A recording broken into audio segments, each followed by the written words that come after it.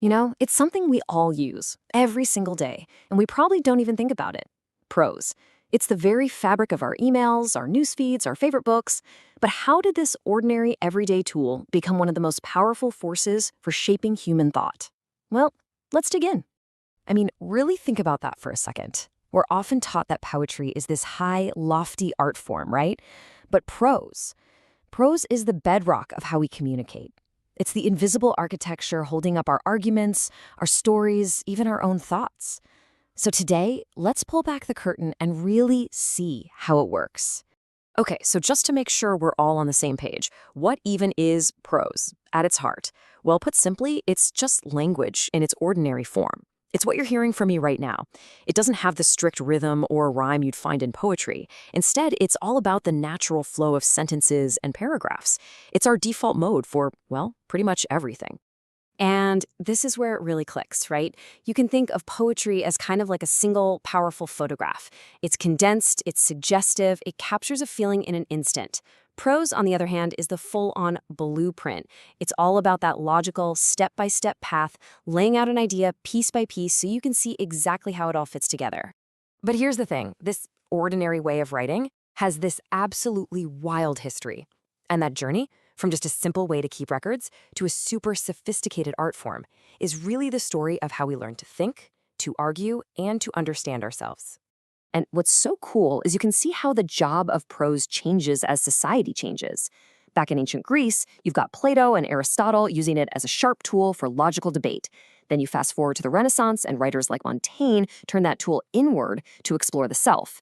And then bam, it just explodes into the novel, before modern writers like Virginia Woolf started using it to map the chaotic streams of our own consciousness. So what this all tells us is that prose isn't just one thing, right? It's more like a writer's toolkit with different tools designed for completely different jobs. And if you understand these tools, you can understand how writers build entire worlds. So let's open up that toolkit. First up, the one we all know and love, narrative prose. This is the prose that tells stories. It's the engine that powers every novel, every short story, every biography you've ever gotten lost in. Yeah, you can really think of it as construction. Narrative prose uses these core elements, plot, character, setting, to literally build a world for us to step into. Its whole purpose is to let us explore what it's like to be human, to face moral choices, all through the incredible power of a good story. Okay, let's grab another tool from the kit, expository prose. Now, if narrative prose builds a world, then expository prose builds an argument. Its goal isn't really to entertain you, it's to explain, to clarify, and ultimately to persuade you. This is the prose of pure, cold logic. I mean, you can practically see the gears turning, right? It kicks off with a clear point, builds its case with structured reasoning and solid evidence, and walks you, step by step, to a conclusion. It's designed to convince your head, not just your heart. All right, let's switch gears to something way more personal. Reflective prose. This is where the writer turns the camera around and points it inward. It's less about telling a grand story or winning a debate, and more about just exploring a thought, a memory, or a question. And this captures it perfectly. It's not a straight line from point A to point B. The structure's often wandering, almost meditative. It follows a natural, messy path of a real thought, branching off into little stories and big questions. It's where the personal and the universal totally blend together. So, okay, we've talked theory, but where's the fun in that? The best way to really get this is to see these tools in the hands of the absolute masters. So let's look at 3 writers who didn't just use these forms, they basically perfected them. I mean, where else could we start but with the guy who basically invented the personal essay, Michel de Montaigne? He took prose and turned it into a mirror for the human mind. What made Montaigne a genius was that he was totally okay with just getting lost. His essays wander, they ask questions, they even contradict themselves. He proved that prose didn't always have to provide neat, tidy answers. It could be this amazing vehicle for exploring doubt and just how complex our own minds really are. Okay, so now let's do a complete 180. We're jumping to a contemporary of Montaigne, but a writer whose style could not be more different, Francis Bacon. If Montaigne's prose was a winding country path, Bacon's was a Roman road, straight, solid, and built to get you somewhere.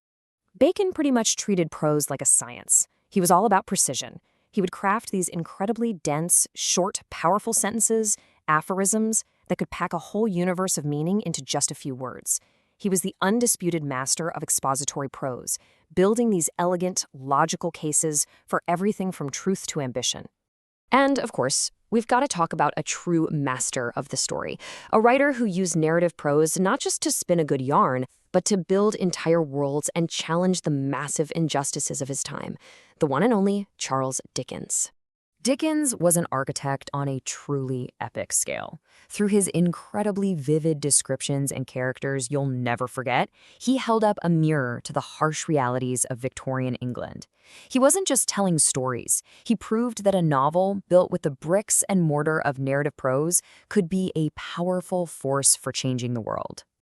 So there you have it. 3 forms, 3 masters, 3 totally different goals. You've got Montaigne, all introspective and personal, Bacon with his sharp logical arguments, and Dickens building these sweeping social stories. Each one shows just how incredibly flexible and powerful prose can be. Now, all this might seem like a cool little trip through literary history, but what does it have to do with us right now? The answer is, well, everything. Understanding prose isn't just for English nerds. It's about mastering the tool we all use to get through the world every single day. And this is why it really matters to you. Every single time you write an email to convince your boss, or tell a funny story to a friend, or even just write in a journal to figure out your own thoughts, you are using these tools. Prose is like the invisible software running our entire society. Learning how it works just makes you a better communicator, a sharper reader, and a clearer thinker. Because in the end, that's what prose is. It's the architecture we use to build ideas in other people's minds and in our own. It gives form to the formless. So the real question isn't about them, it's about you. You have the tools, you've seen the blueprints. So what are you going to build?